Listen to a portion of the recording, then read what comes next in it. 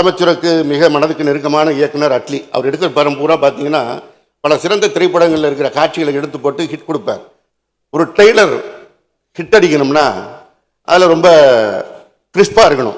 மாண்புமிகு பேரவைத் தலைவர் அவர்களே, மதிப்புமிகு தமிழ்நாடு முதலமைச்சர் அவர்களே, மதிப்பிற்குரிய எதிர்க்கட்சி தலைவர் அவர்களே, அமைச்சர் பெருமக்களே, சட்டமன்ற உறுப்பினர்களே, மாண்புமிகு தமிழ்நாடு முதலமைச்சர் அவர்கள் தமிழ் திரையுலகில் இருந்து திரைப்படங்களை விடுத்து மக்கள் பணிக்காக அரசியலுக்கு வந்து விட்டார். ஆனால் அரசியலிலே இருந்த அண்ணன் சிவசேகரன் அவர்கள் எடிட்டிங் என்கிறார், ட்ரெய்லர் என்கிறார். அட்லியை குறித்து பேசிய போதெல்லாம் எனக்கு ஆச்சரியமாகவும் அதிர்ச்சியாகவும் இருந்தது.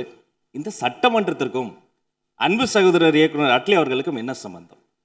அதே போல அவர்கள் சொன்னதை, ஜனநாயகத்தினுடைய பெரிய பலமே எதிர்க்கட்சி தான். அவர்களினுடைய ஆக்கப்பூர்வமான விமர்சனங்கள், அவர்களினுடைய அறிவுரைகள், அவர்களினுடைய எதிர்ப்பு என்பது நமக்கு ஒரு வலிமையை சேர்க்கும், ஒரு பலத்தை கொடுக்கும்.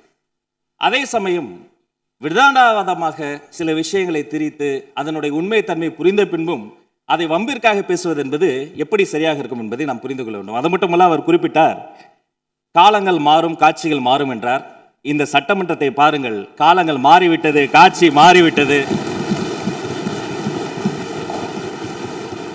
மாண்புமிகு பேரவைத் தலைவர் சொன்னதை போல நான் ரசித்து கேட்டேன் அந்த வரியை. அன்றும் இன்றும் என்றும் தமிழ்நாட்டு மண்ணுக்கும் மக்களுக்கும் ஒரு குணம் இருக்கிறது. மாநில உரிமை, தமிழ் மொழி எங்கள் உயிருக்கு மேல், தமிழெங்கள் பேச்சு, தமிழெங்கள் மூச்சு, தமிழ்தான் எங்களினுடைய ஒரே பிரதான உயிர் இலக்கு.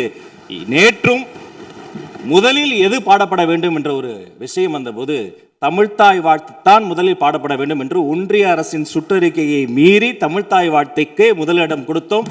என்றும் அதைத்தான் நாங்கள் பின்பற்றுவோம் என்று சொல்லி நம்முடைய சட்டமன்றத்தில் மேகதாது உள்ளிட்ட பல்வேறு பிரச்சனைகளை பேசி ஆக்கப்பூர்வமாக இதை டேக்கிங் ஃபார்வர்ட் அடுத்த கட்டத்தை நோக்கி நாம் சென்று கொண்டிருக்கிறோம். மீண்டும் 2 சட்டமன்ற உறுப்பினர்கள் அவர்களுக்குள் இந்த வார்த்தை விளையாட்டை பேசிக்கொள்வதை விடுத்து ஆக்கப்பூர்வமான அரசியலுக்கு நோக்கி நாம் செல்ல வேண்டும் என்பதை மாண்புமிகு பேரவைத் தலைவர் மூலமாக கேட்டுக்கொள்கிறேன். நன்றி.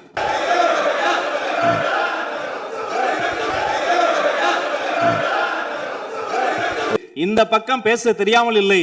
வெற்றி தலைவரின் கடைக்கன் பார்வைக்காக கட்டுப்பட்டு ஒழுக்கப்பட்டு இதுவரை ஒழுக்கத்தோடு இருக்கிறோம், இனிமேலும் ஒழுக்கத்தோடு இருப்போம்.